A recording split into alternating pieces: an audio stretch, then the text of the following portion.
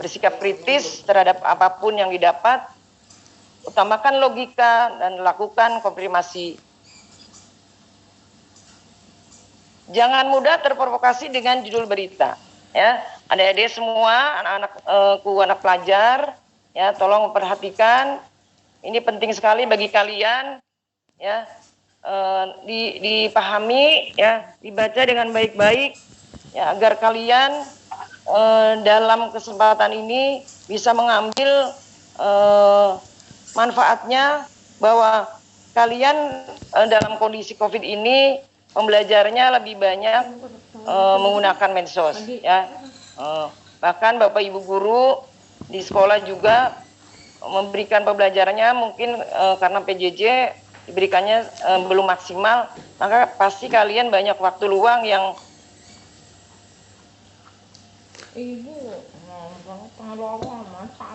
hal-hal yang tidak berguna, ya. Maka hari ini nanti dengan para narasumber yang lain, pertemuan hari ini mungkin Pak narasumber lain perlu kami informasikan bahwa hari ini Kota Bekasi pembelajarannya untuk bidang SMP KBM-nya diisi materinya untuk kegiatan webinar hari ini, ya. Jadi semua pelajar SMP baik negeri dan swasta, Bapak Ibu guru juga KBM-nya semua baik yang di tatap muka di kelas maupun yang di rumah, materinya yang diberikan oleh para materi yang hadir pada hari ini. Ya, jadi Bapak Ibu guru tidak memberikan jadwal pelajaran nih hari ini, ya. Semua isinya pelajarannya terkait dengan webinar pada hari ini, ya. Maka kalian manfaatkan, ya, informasi yang nanti akan kami sampaikan. Baik, kita lanjut. Yang pertama, jangan mudah terprovokasi dengan judul berita. Berita hoax seringkali menggunakan judul sensasional, ya, yang provokatif, misalnya dengan langsung menudingkan jari ke pihak tertentu.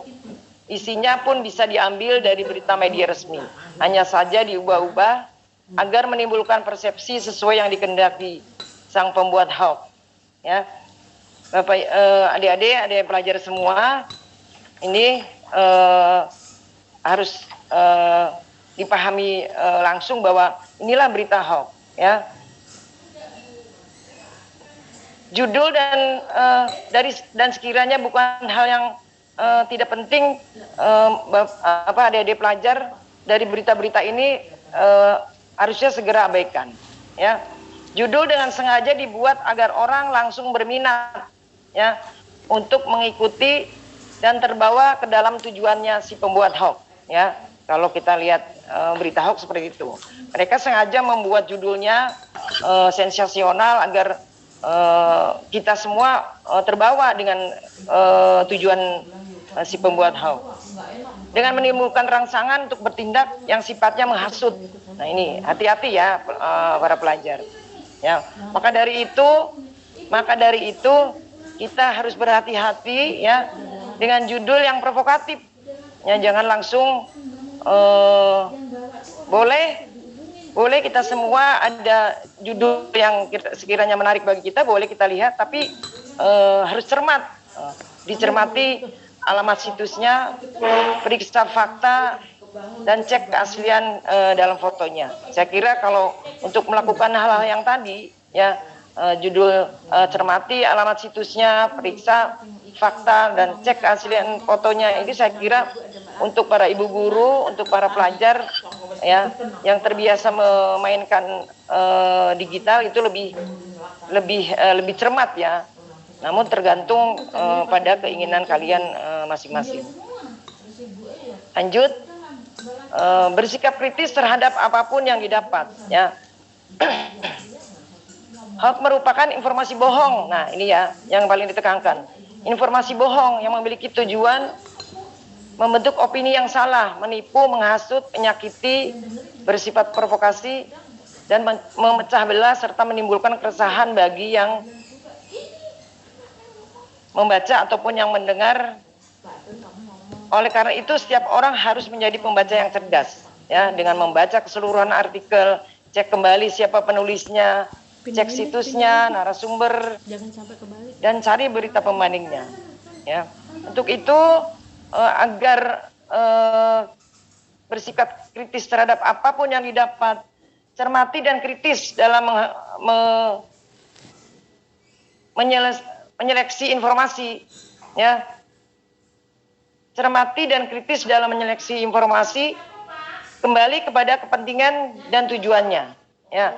Jadi apabila pelajar atau adik-adik pelajar semua ini ingin menemukan informasi, ya kadang informasi di medsos itu tidak kita butuhkan, dia akan muncul sendiri. Nah, ini kan kadang-kadang karena beritanya atau judulnya sensasional, ya. Nah, kita merasa penasaran, kita semua akan penasaran ingin melihatnya, ya. Tapi bagi yang segera menyadari bahwa informasi ini bukan kebutuhan kita, ya, bukan kita yang berkepentingan untuk kepentingan kita, terutama para pelajar, maka segera abaikan. Ya, segera abaikan dan jangan segera direspon. Selanjutnya, utamakan logika, ya. Selalu gunakan logika saat mendapat suatu berita yang belum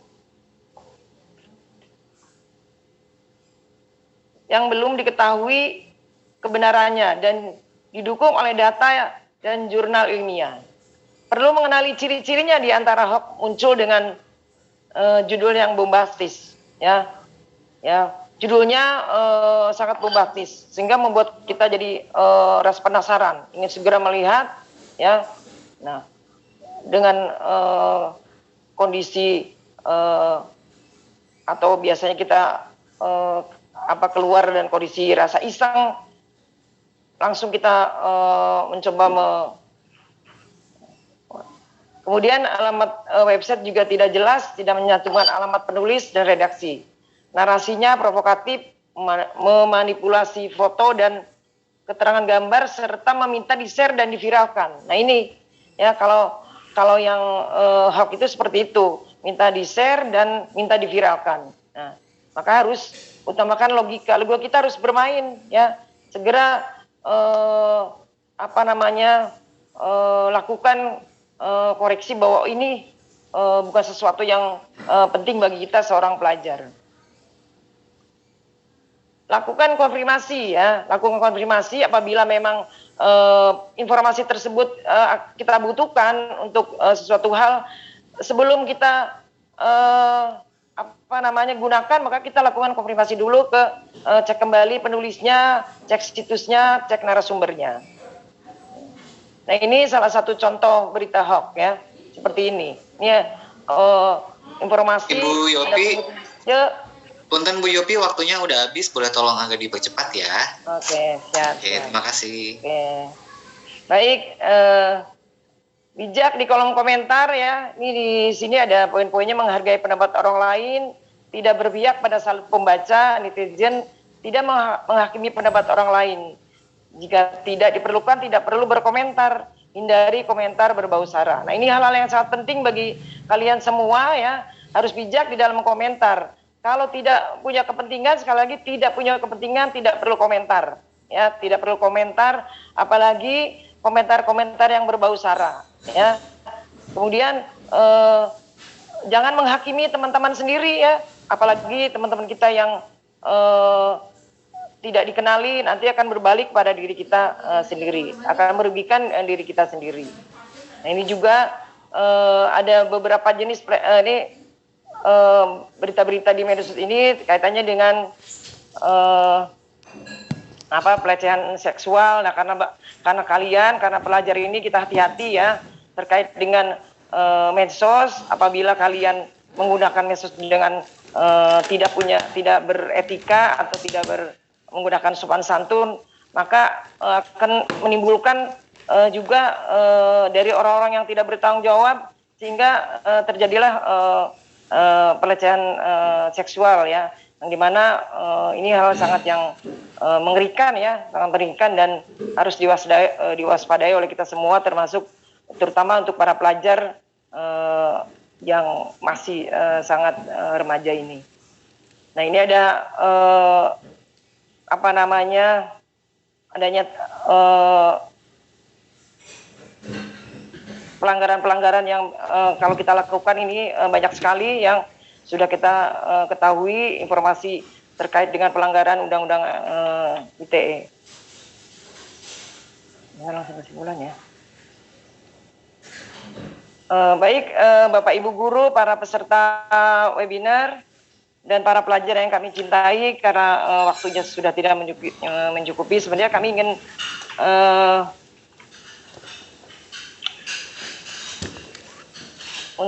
ingin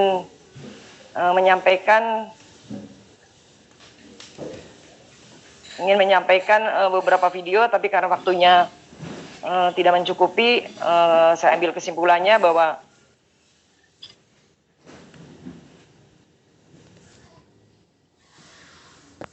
pada kesempatan ini bahwa kemajuan teknologi dan informasi yang sangat pesat membuat kita harus pintar dalam memilih informasi.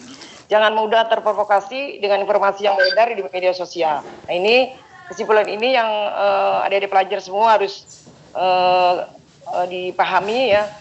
Dengan adanya media sosial kita harus menjaga selalu etika, sopan santun. Yang utama nih bagi para pelajar ya.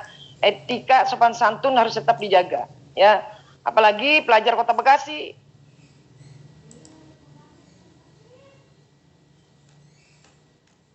Yang berita viral kalau positif tentu kita acungkan jempol, tapi kalau beritanya negatif ini sangat memalukan ya, apalagi untuk pelajar Kota Bekasi.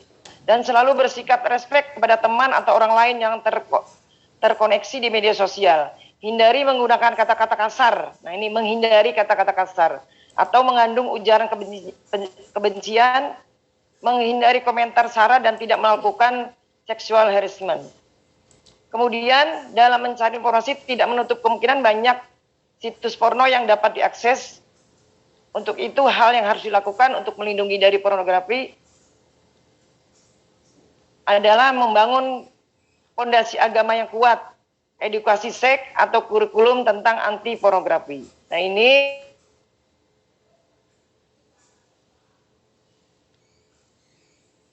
sangat singkat ini ya dapat bermanfaat bagi para Bapak Ibu guru ya.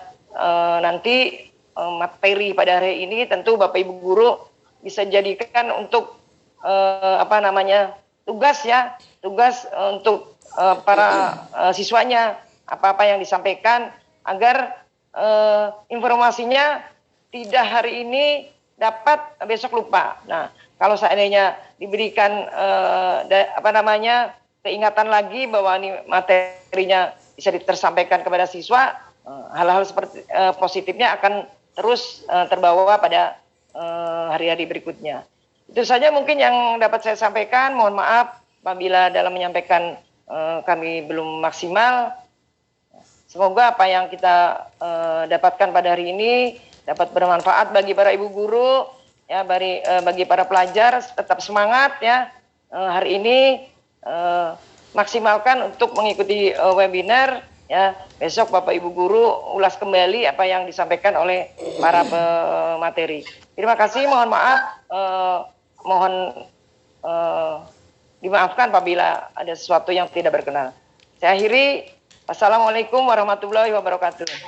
Waalaikumsalam warahmatullahi wabarakatuh. Terima kasih Bu Yopi. Boleh kasih tepuk tangan dong nih, kasih reaction nih buat Ibu Yopi nih udah ngasih ke kita ilmu ya dan juga pelajaran bagaimana caranya untuk selalu memperhatikan etika digital dalam kehidupan bermedia sosial tentunya ya Bu Yopi ya. Tadi ada beberapa di antara peserta nih emang kayaknya udah kenal banget nih sama Bu Yopi nih. Wah, ini berarti Bu Yopi ini menjadi panutan tidak hanya di dunia nyata mudah-mudahan tapi juga di dunia digital ya Bu Yopi ya. Mudah-mudahan khususnya nih siswa-siswi SMP yang ada di Kota Bekasi, nggak hanya SMP tapi juga SD, SMA juga terus memperhatikan etika ya. Kita tunjukkan bahwa Kota Bekasi ini bisa ya yang namanya melahirkan generasi unggul ke depannya nanti ya. Terima kasih Bu Yopi. Nah, bagi Anda yang ingin bertanya, ini banyak banget pertanyaannya di kolom Q&A, seru sekali ya. Caranya gampang banget ya, tinggal ketik pertanyaannya di kolom Q&A ya. Nah, nanti dituliskan juga pertanyaan tersebut untuk narasumber yang mana. Kalau misalnya Anda ingin menyebutkan dari sekolah mana juga nggak apa-apa, bisa banget ya, karena kebanyakan di sini siswa-siswi dari SMP dan juga SMA ya. Nanti pertanyaan terpilih akan ditampilkan di sesi Q&A ya. Jadi kalau misalnya mau catat-catat, mau merangkum sendiri, mau bertanya, boleh banget ya, saling berinteraksi dengan para partisipan yang hadir di sini. Sekali lagi ini adalah rekor ya acara literasi digital ya, karena pesertanya saat ini sudah 36.000 lebih, luar biasa. Dan kita sambut pembicara kedua, ini ada Pak Edward Nur Patria CH SPD MPD yang merupakan pengawas ahli media Dinas Pendidikan Kota Bekasi yang akan membahas tentang budaya digital dengan topik mengenalkan budaya Indonesia melalui literasi digital. Silahkan diberikan langsung pemaparannya Pak Edward. Baik, terima kasih Mas Aldi. Bismillahirrahmanirrahim. Assalamualaikum warahmatullahi wabarakatuh.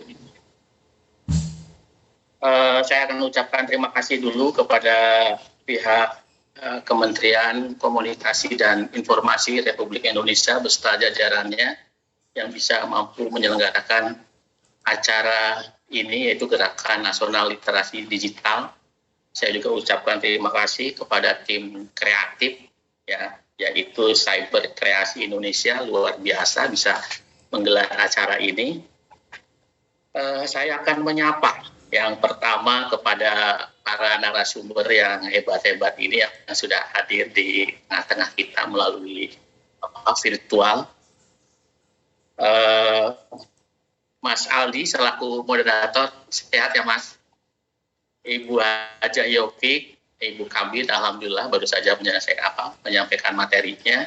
Kemudian Mbak Ayu, kemudian Mas Eko, ya, alhamdulillah sudah pada hadir semua di sini. Mudah-mudahan sampai sesi akhir kita tidak ada gangguan ya, apapun gangguannya. Kemudian saya ingin menyapa pada para peserta. Yang pertama adalah teman-teman pengawas smart hadir, pengawas. Alhamdulillah. Kemudian saya akan menyapa para kepala sekolah hebat Kota Bekasi. Yang kedua, saya sapa juga guru-guru tangguh. Nah, ini yang sangat luar biasa mengantarkan generasi muda untuk bisa berkontribusi dan menjadi modal pembangunan pada masa yang akan datang. Yang berikutnya ingin saya sapa adalah para siswa-siswi SMP sekota Bekasi yang hari ini sudah bisa join ya dengan jumlah partisipan sekitar 36.000 ya, siswa-siswi yang keren ya. Alhamdulillah. Kemudian orang tua yang bijaksana, mungkin ada yang sudah hadir di sini. Baik. Para hadirin semua peserta, tema yang akan saya angkat yaitu menguatkan nilai budaya berbangsa bernegara pada generasi muda di ruang digital ya, di mana ini nilai-nilai berbangsa, nilai-nilai berbudaya, berbangsa dan bernegara khususnya di kalangan generasi muda itu sepertinya sudah mulai agak terkikis ya dengan majunya teknologi ini ya. Yang tadi sudah disampaikan bahwa kita disadari atau tidak disadari itu berada di dunia ya, di dua dunia gitu ya. Ada dunia yang nyata dan ada di dunia yang maya gitu. Nah, dua dunia ini masing-masing mempunyai ciri dan karakteristik masing-masing. Baik Ibu Bapak, saya izin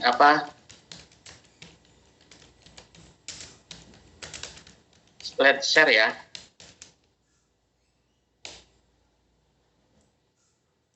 Mohon bisa dibuka ya slide share-nya Mas, masih ditutup ya. Boleh melalui share screen Pak, itu harus dari pembicaranya sendiri Pak yang share Pak. Ya, saya tapi pas dibuka share screen-nya nggak bisa. Oh oke, admin boleh tolong dibantu ya.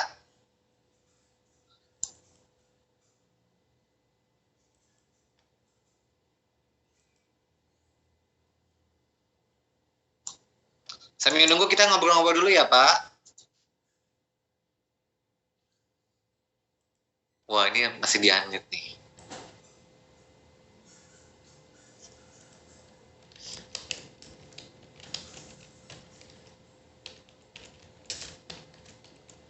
Saya belum bisa mendengar suaranya Pak Edward nih Pak.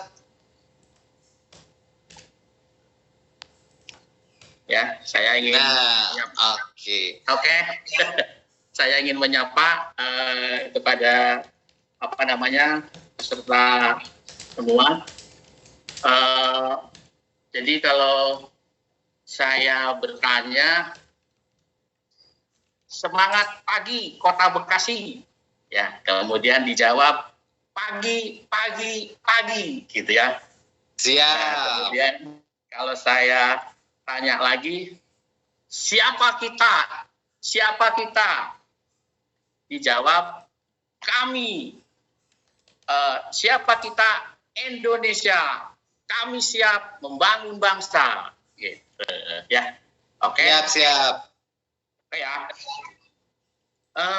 Kita mulai ya. Semangat. Kayu boleh kayu ikutan kayu. Pagi. Siapa kita? Indonesia.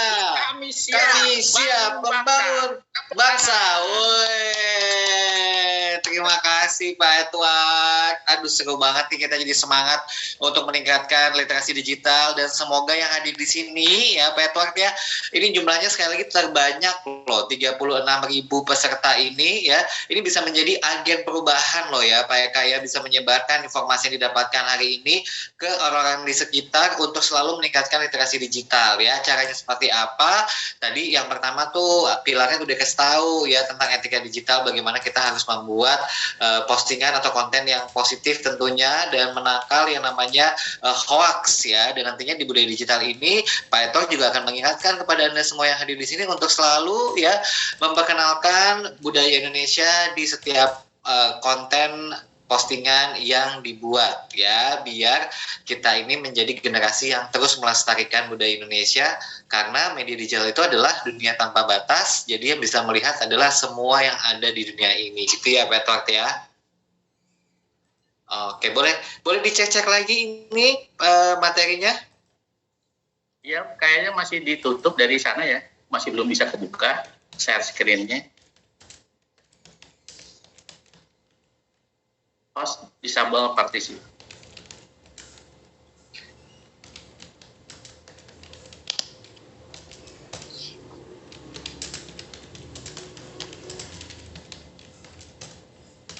Sebentar, belum dijadiin co-host nih.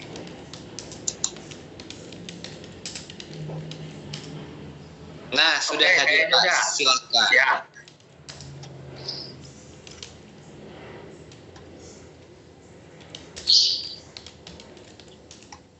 Silakan Pak. Coba dimatikan dulu Pak, di stop dulu.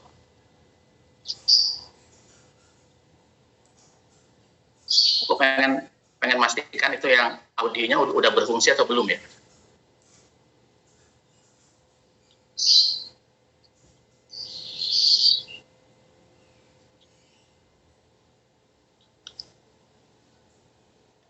Oh ini di saya nggak bisa ini Pak. Maksudnya dicek yang audio share-nya udah berfungsi belum Pak? Tadi kan udah saya fungsikan ya. Takutnya pas di situ mati lagi gitu.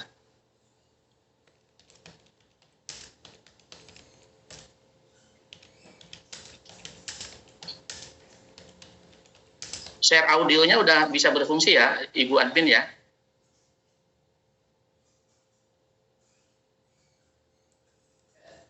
Oke.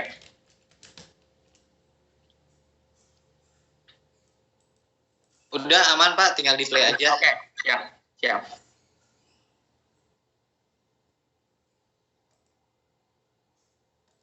Siap, makasih Ibu admin. Ya, ini adalah judul yang akan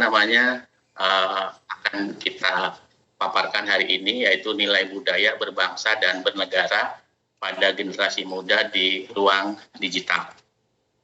Ibu Bapak dan para peserta dan anak-anak sekalian, perkenalkan, Bapak dipanggil dengan satu kata, yaitu Edu. Ya, jadi panggil aja dengan Pak Edu. Keseharian saya adalah pengawas Madya Kota Bekasi, khususnya adalah pengawas di jenjang SMP. Ibu Bapak dan para peserta anak-anak sekalian, mari kita sama-sama berdiri ya. Kita akan disemangati oleh lagu Bangun Pemudi Pemuda. Silakan berdiri, peserta.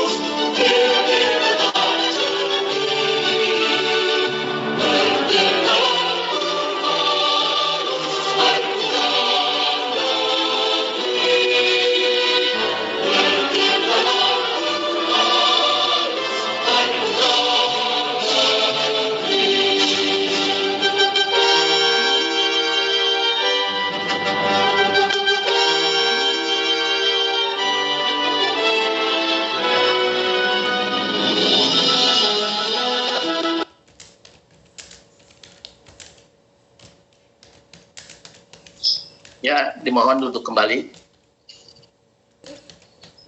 Ibu Bapak, para peserta webinar Literasi Nasional Digital, kita tahu bahwa Indonesia adalah terdiri dari banyak pulau, ya, banyak suku. Ada yang tahu kita batasan pulaunya itu dari sebelah barat sampai ke timur, kemudian dari sebelah selatan ke utara itu batasannya yang mana, ya. Jadi bahwa negara Indonesia adalah negara kepulauan, memiliki kekayaan keragaman budaya Nusantara, merupakan daya tarik tersendiri di mata dunia. Nah, kalau kita perhatikan jumlah pulau di Indonesia itu ada 16.771 pulau, ya.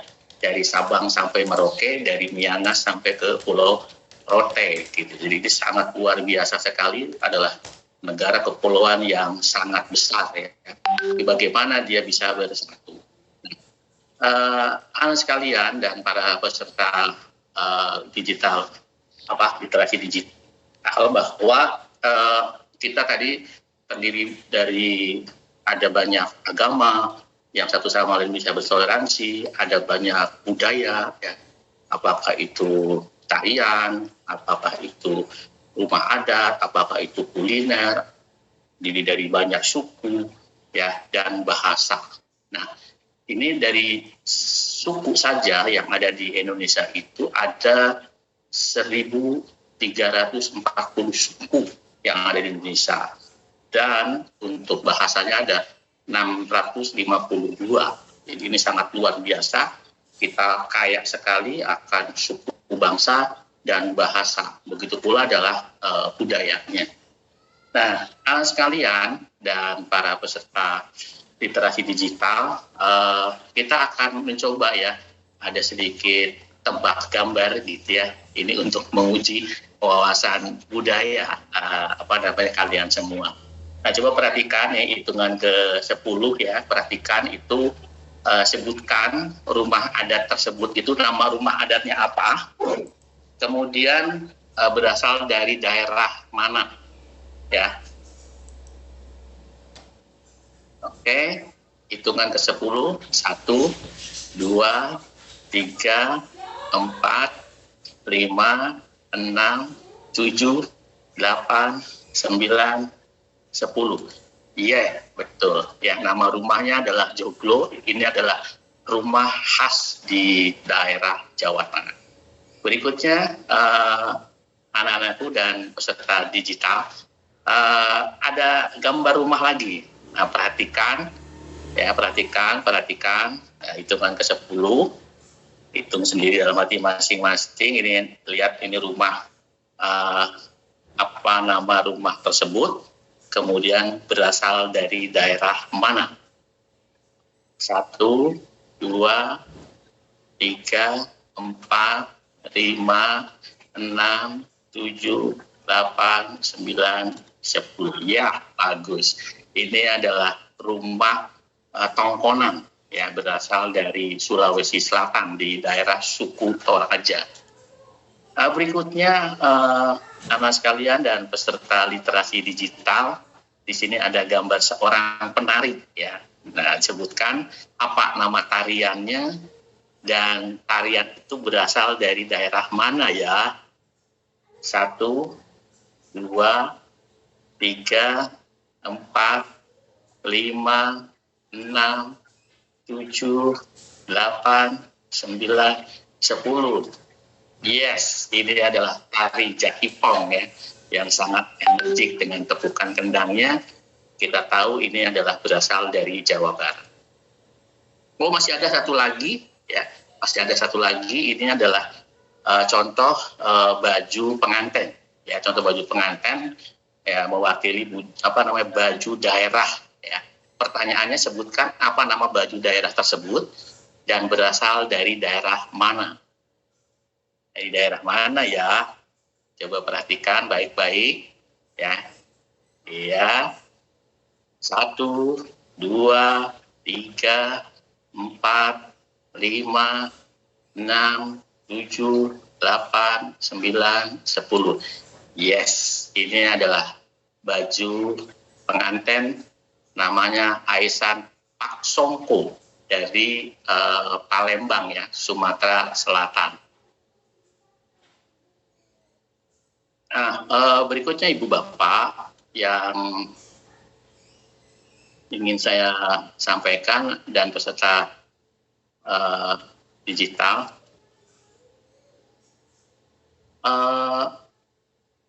kita tentu saja ya, negara besar ini bisa sebesar ini karena memiliki nilai-nilai luhur yang menjadi ciri khas dan sudah membudaya di masyarakat. Ya, dan nilai luhur ini tentunya dapat mempererat persatuan dan kesatuan bangsa. Nah, nilai-nilai luhur itu apa aja? Yang pertama ada gotong royong. Ya, kita pahami bahwa gotong royong ini sudah ada sejak zaman dulu, ya, sebelum Indonesia merdeka. Itu sudah menjadi budaya yang sangat erat melekat di seluruh hati sanubari rakyat Indonesia, yaitu misalnya membangun rumah, mereka sama-sama berkumpul gitu ya, kemudian bekerja sama membuat irigasi ya. Nah, itu dilakukan dengan kesukarelaan, mereka berkumpul mengeluarkan tenaga dan pikirannya bukan untuk dibayar. Nah, ini yang disebut dengan nama gotong royong. Nah, kemudian yang berikutnya adalah toleransi antar umat beragama. Nah, ini merupakan salah satu modal kekayaan bangsa kita, di mana terdiri dari banyak agama, tapi Indonesia itu tidak menjadi perang antar agama yang terlalu berkelebihan dan berkepanjangan. Ya. Nah, kemudian yang berikutnya adalah santun dan ramah. Ini merupakan akar dari nilai-nilai luhur bangsa, bahwa bangsa Indonesia itu terkenal ramah, ya, santun ya, sehingga dia welcome, semua bangsa itu diterima dengan baik. saking ramah dan santunnya, kita mudah dijajah oleh bangsa penjajah ya. Ada dari Portugis, ada dari Spanyol, ada dari Belanda, Jepang, Inggris ya.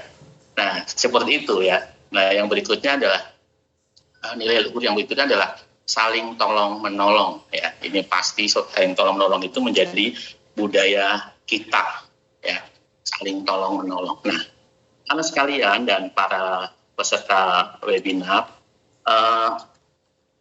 berikutnya tentu saja nilai-nilai luhur tadi itu akan merujuk ya, membentuk ideologi negara yaitu Pancasila. Secara umum Pancasila ini dibangun atas nilai-nilai luhur yang telah mengakar dan membudaya di masyarakat ya Indonesia ya, sebelum Indonesia ini menjadi negara kedaulatan, menjadi negara kesatuan Republik Indonesia. Nah, jadi Pancasila itu bersumberkan dari nilai-nilai luhur bangsa kita yang ada sejak zaman dulu. Nah, kita sejenak ya, supaya khususnya anak-anak yang generasi muda yang konon katanya banyak beraktivitasnya di dunia maya ya, ini jangan sampai itu kebablasan ya, sehingga kita melupakan sejarah gitu.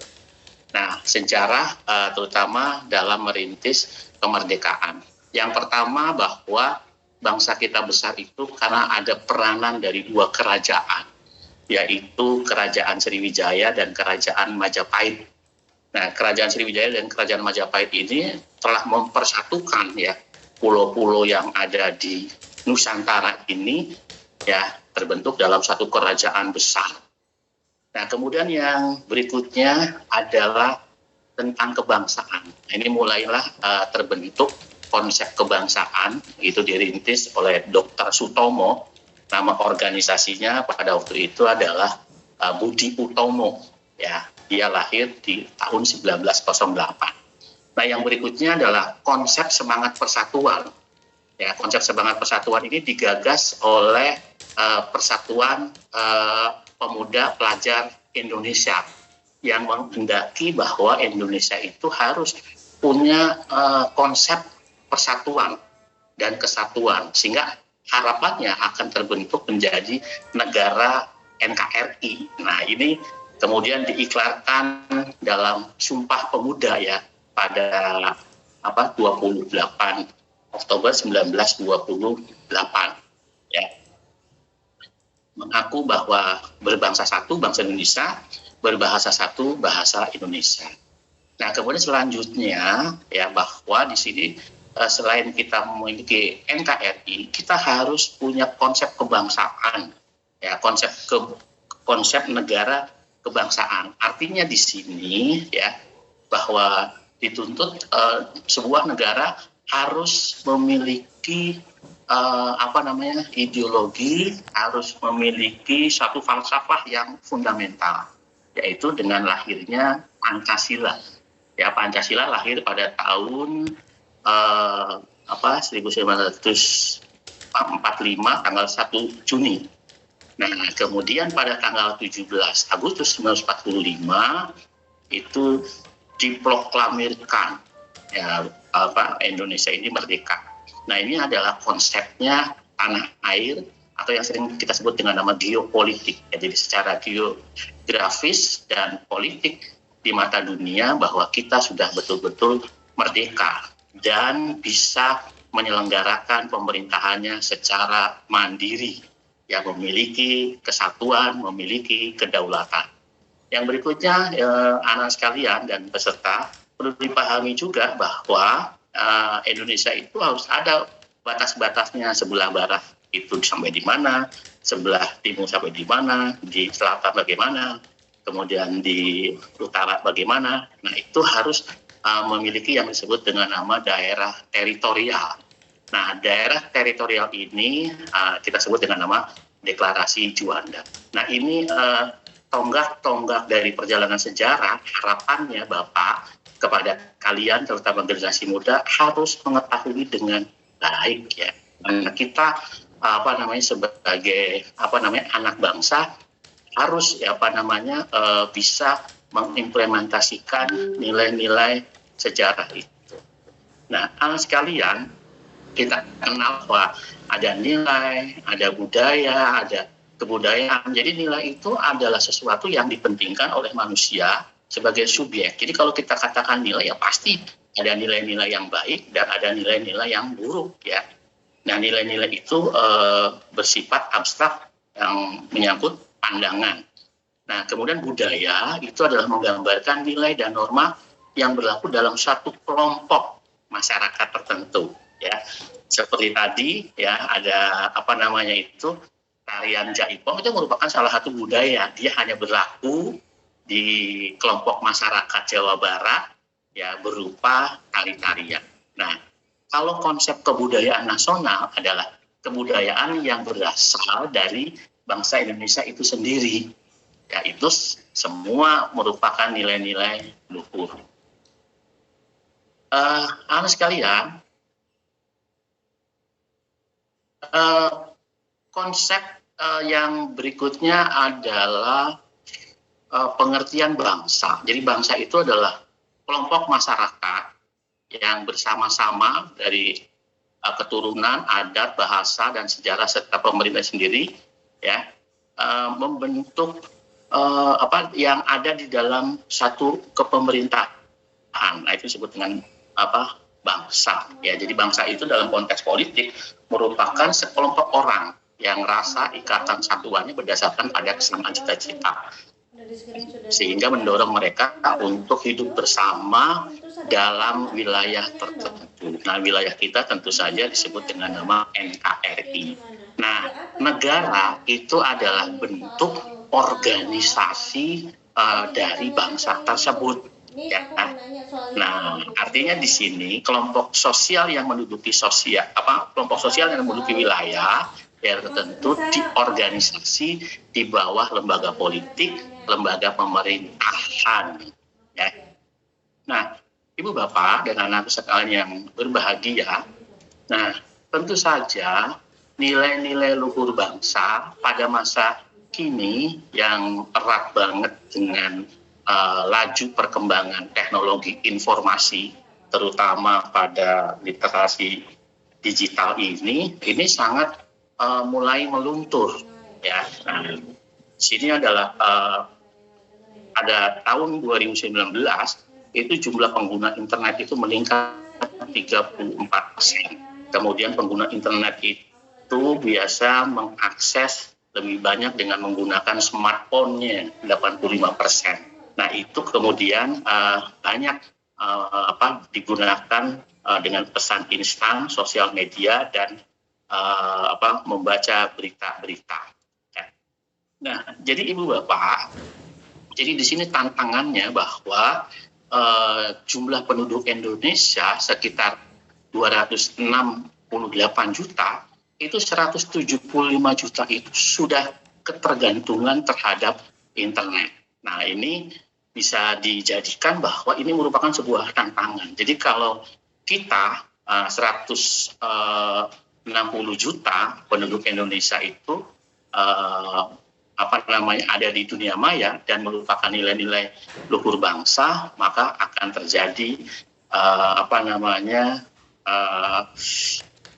krisis terhadap nilai-nilai luhur.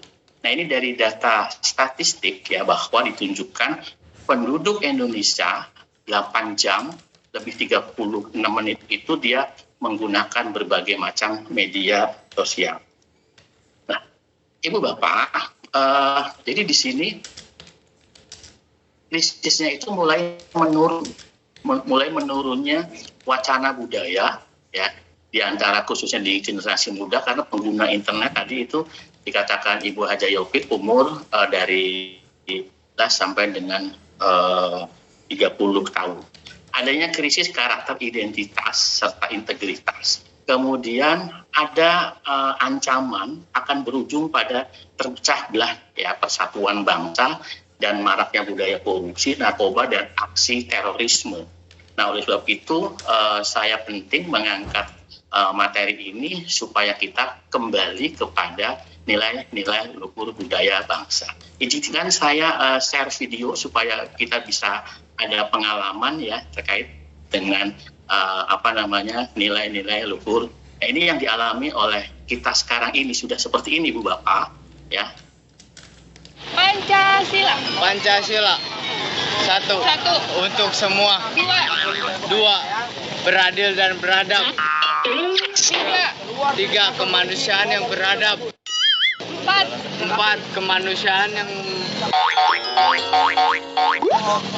yang beradab katanya.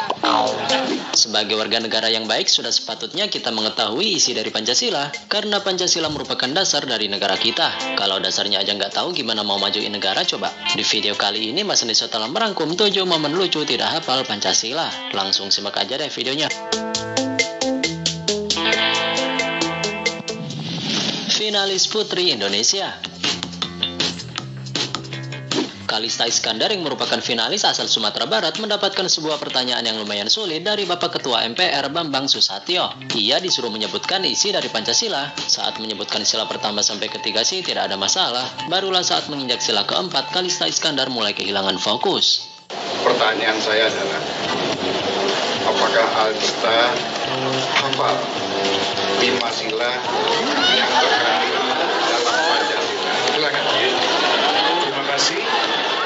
Nomor 1, ketuhanan yang Maha Esa. Nomor 2, kemanusiaan yang adil dan beradab. Nomor 3, persatuan Indonesia. Nomor 4, kemanusiaan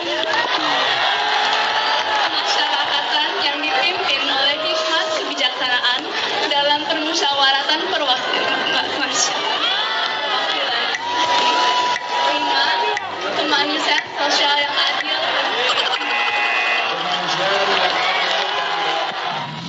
Ibu-ibu ASN. Ibu-ibu yang merupakan aparatur sipil negara ini juga nggak mau ketinggalan, bro. Saya juga kurang tahu sih, ini ibu namanya siapa, tinggalnya di mana, nomor WA-nya berapa. Yang pasti ibu ini salah mengucapkan isi Pancasila saat memimpin jalannya upacara. Pancasila. Satu. Ketuhanan yang adil dan beradab. Dua. Kemanusiaan yang adil dan beradab. Bapak DPR. Videonya Pak Yudi ini sempat viral beberapa waktu yang lalu dikarenakan ia salah dalam melafalkan Pancasila di depan para pendemo yang berada di depan kantornya. Ya secara kan beliau menjabat sebagai ketua DPRD, masa nggak hafal Pancasila sih? Malu dong sama kucing.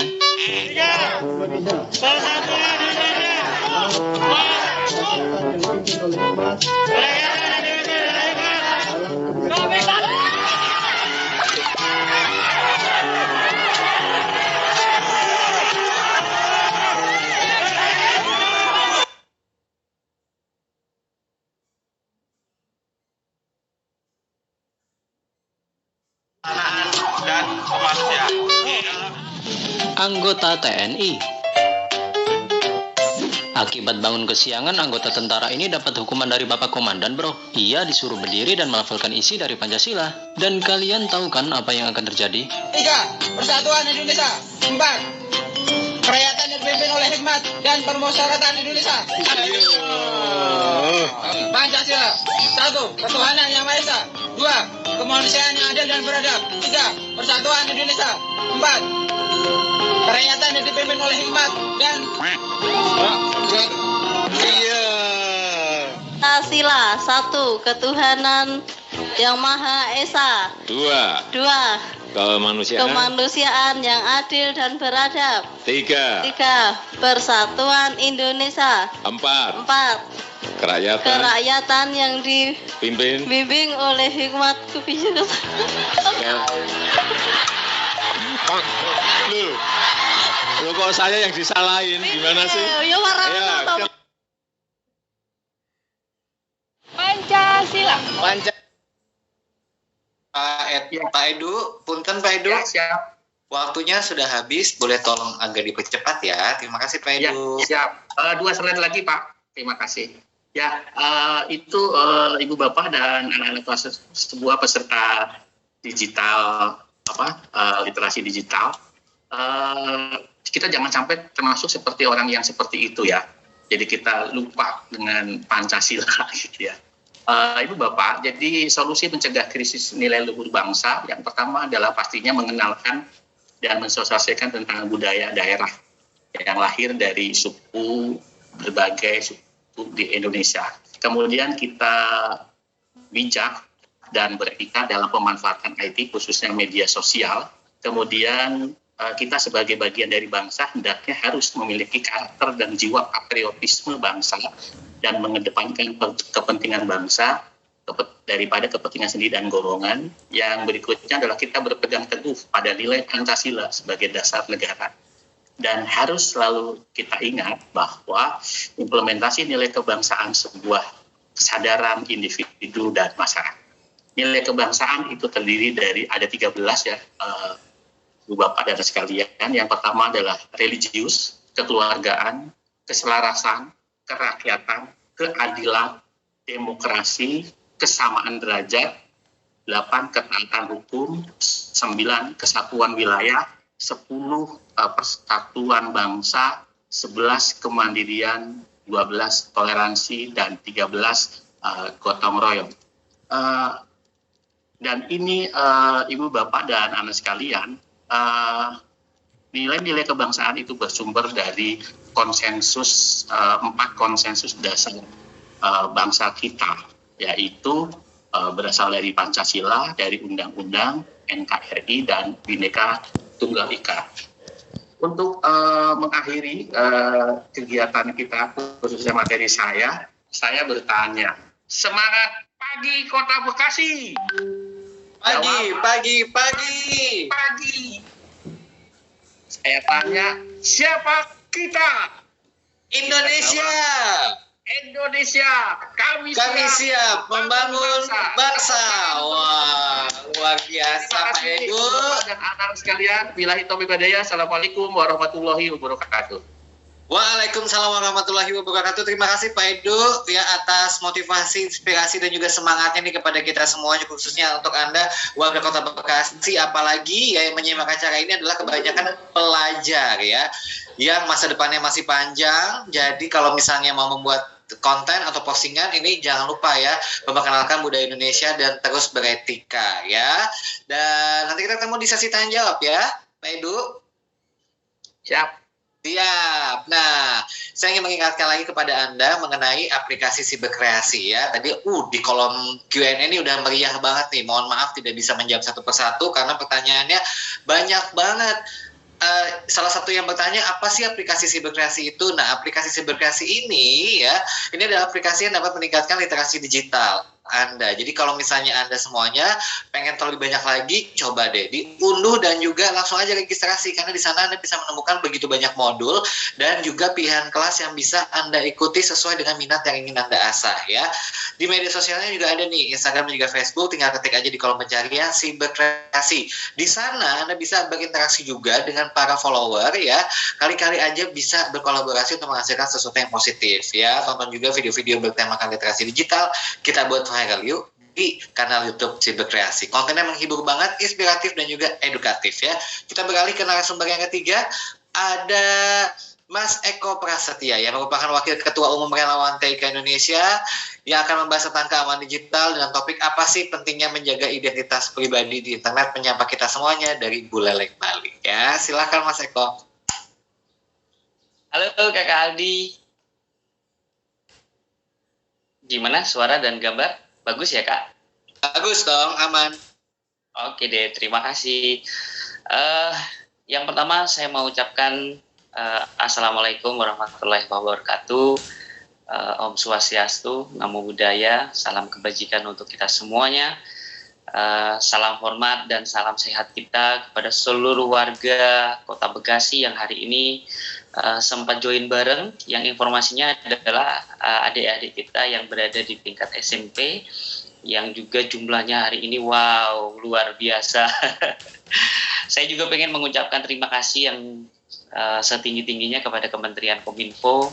Yang kedua adalah Gerakan Nasional Literasi Digital, saya berkreasi, para narasumber yang keren-keren luar biasa hari ini, dan tak lupa para penyelenggara yang hari ini telah menyelenggarakan acara ini dengan sangat luar biasa. Bapak Ibu yang saya hormati, saya izin untuk share screen. Kayaknya Bang Aldi, waktu saya udah nggak banyak nih ya. Khusus buat Mas Eko tetap 20 menit dong. Siap. Bismillahirrahmanirrahim. Nama saya, perkenalkan, saya Eko Prasetya yang hari ini diamanahkan menjadi Wakil Ketua Umum Relawan TIK Indonesia. Nanti saya akan cerita sedikit tentang Relawan TIK. Kemudian yang kedua, kami kemudian dipercaya juga sebagai Local Champion Literasi Digital Nasional yang pada tanggal 20 Mei bersama Bapak Presiden Republik Indonesia mencanangkan gerakan nasional. Alhamdulillah pada saat itu kita sama-sama bareng untuk mencanangkan program ini. Jadi kebanggaan yang luar biasa kami sebagai relawan TIK Indonesia, karena di 1 dekade kemarin perjuangan kami untuk bagaimana mendampingi, mengedukasi masyarakat Indonesia untuk cakap literasi digital. Ini hari ini stakeholder kami semakin banyak untuk membantu meningkatkan kapasitas masyarakat Indonesia. Kemudian yang ketiga, kami dipercaya sebagai CEO dan co-founder dari salah satu platform digital, Kururio Indonesia. Ini adalah platform digitalnya anak relawan TIK yang membantu para UMKM yang berada di daerah-daerah, yang berada di daerah 3T, untuk yang dikatakan Bapak Presiden di awal pidatonya di acara ini adalah ayo kita mengajak UMKM kita untuk onboarding di platform-platform e-commerce, karena seyogyanya di masa pandemi mereka butuh banget bantuan untuk bagaimana tetap berjualan dengan online. Kalau mau follow saya silahkan di Facebook, Instagram ataupun di Twitter dengan nama @1prasetya. Bapak Ibu yang saya hormati dan adik-adik yang hadir di room Zoom kali ini, hari ini saya kebagian tema di digital safety, kurang lebih apa sih pentingnya menjaga identitas pribadi di internet. Nah, kalau hari ini segmentasinya anak-anak SMP, wah keren ini. Apa sih pentingnya menjaga identitas pribadi di internet? Saya akan tunjukin data bahwasanya data pribadi ini penting banget. Nah, di masa perjuangan kami 1-2 tahun kemarin mengawal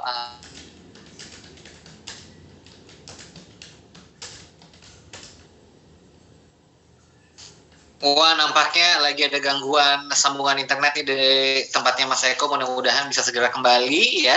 Yang tentunya akan menyampaikan tentang keamanan digital. Ini adalah salah satu topik penting karena beberapa di antara pengguna internet di Indonesia ini belum menyadari atau bahkan tidak peduli sama sekali tentang keamanan digital ya. Ini penting sekali untuk menjaga yang namanya rekam jejak pribadi, posting data pribadi. Dan nantinya Mas Eko akan menjelaskan lebih lanjut lagi ya. Saya juga ingin mengingatkan kepada Anda semuanya ya. Ini banyak sekali yang bertanya di kolom Q&A. Nanti kita akan menampilkan pertanyaan terpilih di sesi khusus ya. Benar sekali, hadiah ini akan ada door prize-nya ya. Nanti akan diundi, ada 20 pemenang yang berkesempatan untuk mendapatkan hadiah berupa dompet digital senilai Rp100.000 yang akan diumumkan di akhir acara tentunya ya. Dan nanti kita juga akan menantikan kehadiran nih dari Bapak Wakil Wali Kota yang sesaat lagi juga akan ikut hadir bersama kita, yaitu ada Pak Dr. Haji Tri Adianto Cahyono SEMM ya. Jadi tahan ya kan, kalau misalnya mau catat ya catat aja, kalau misalnya mau merangkum aja, karena sebagian besar dari teman-teman semuanya di sini adik-adik SMP, SD dan juga SMA ini dijadikan sebagai tugas sekolah. Keren banget. Tapi jangan sampai ini menjadi sekedar tugas aja, karena menggunakan media sosial dan juga media digital ini selalu dilakukan oleh kita semuanya nih setiap hari. Jadi ilmunya bisa diaplikasikan di kehidupan bermedia digital tentunya ya. Dan senang sekali rasanya bagi Anda semuanya. Nanti yang ingin bertanya ini bisa langsung menghubungi narasumber atau moderator yang ada di sini ya. Bisa melalui akun media sosial masing-masing dan juga bisa melalui kolom Q&A ya. Coba kita saksikan kembali, kita tunggu kembali kehadiran dari Mas Eko. Apakah sudah hadir bersama kita yang ada di sini?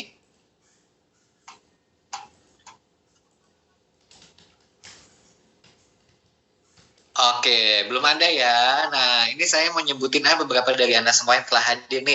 Dari SMPN 24 Kota Bekasi. Wah, keren banget. Coba masih kasih resennya nih dari SMPN 24 Kota Bekasi. Luar biasa ya. Terus coba dikasih tahu ke kita dong. Nih, ada SMP mana aja yang hadir di sini. Coba saya mau scroll dengan cepat nih. Oke, nomor token itu buat apa? Nomor token itu ini bisa dipakai nantinya buat Anda mendapatkan e-sertifikat. Karena kalau misalnya Anda nggak pakai nomor token tersebut, nanti Anda nggak bisa mendapatkan e-sertifikat dan juga berkesempatan untuk mendapatkan door prize ya. Ada juga ini dari SMPN 14 Kota Bekasi ya. Alhamdulillah katanya nih, semoga menjadi ilmu yang bermanfaat bagi generasi bangsa ke depannya dan bisa langsung dipraktekkan terhadap peserta didik. Terima kasih, amin. Seperti tadi saya sudah informasi bahwa yang hadir di sini adalah tanda kutip sebagai agen perubahan untuk membuat ruang digital lebih baik lagi. Jadi ilmunya bisa disebarkan ke semua orang terdekat nih, bisa dikasih tahu ke orang rumah, ya kan, teman-teman sekolah, tetangga-tetangga. Jadi mudah-mudahan nanti kita bisa membuktikan bahwa orang Indonesia ini bisa berprestasi di ruang digital. Karena ruang digital itu tanpa batas ya, adik-adik semuanya ya. Oke, saya mau scroll lagi. Sudah terjawab pertanyaan yang paling sering tadi ditanyakan di kolom Q&A. Oke. Nah, boleh tahu komentar Sarah itu apa ya? Nah, Sarah itu adalah, coba kita cek-cek lagi. Apakah sudah hadir kembali Mas Eko?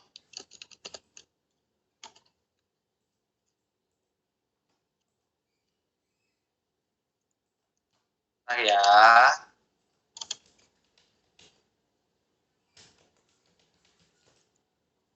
Sarah itu adalah suku, agama, ras, dan antar golongan. Jadi kalau misalnya kita mau berkomentar di media sosial ya, dihindari saja komentar-komentar negatif yang berkenaan dengan unsur syarat tersebut ya. Oke, SMP Negeri 4 Kota Bekasi hadir. Wah, keren banget nih SMP Negeri 4 Kota Bekasi. Coba dikasih resennya dulu nih SMP Negeri 4 Kota Bekasi. Oke, apa itu sexual harassment? Sexual harassment adalah pelecehan seksual ya. Ini isunya, ini sebuah isu yang baru-baru ini ramai sekali di media sosial. Kasusnya seperti apa kita sudah ketahui bersama ya. Ada yang dilakukan, ada yang kembali ya diberitakan ya kan, karena ada seseorang selebriti itu sudah bebas dari penjara, kemudian ada yang dilakukan oleh oknum-oknum tertentu di suatu lembaga. Oke, nanti kalau kita masih nunggu, kalau misalnya nanti Mas Eko-nya belum hadir, kita nanti akan menghadirkan KOL kita ya, ada Teteh Ayu Imanda ya. Oke. Kemudian ada teman-teman dari SMPN 10 Kota Bekasi. Wow, coba dikasih resennya nih. Mana nih SMPN 10 Kota Bekasi ya. Terus tidak ada soalnya, nggak ada soalnya. Kita di sini tidak akan memberikan Anda soal karena ini bukan ujian. Seru ya Kayu ya, bacain Q&A-nya ya Kayu ya, seneng deh. Ya, seneng banget buat Nah, sambil menunggu kehadiran Mas Eko kembali, ya mudah-mudahan aja nanti sambungan internetnya segera bisa diperbaiki. Kita langsung aja yuk menyapa. Ini adalah dia, ada Teteh Ayu Imanda yang akan berbagi pengalamannya nih memanfaatkan media sosial dalam kehidupan sehari-hari yang ternyata bisa mendapatkan peluang yang luar biasa. Silakan Teteh Ayu. Terima kasih Kak Aldi atas kesempatannya. Sambil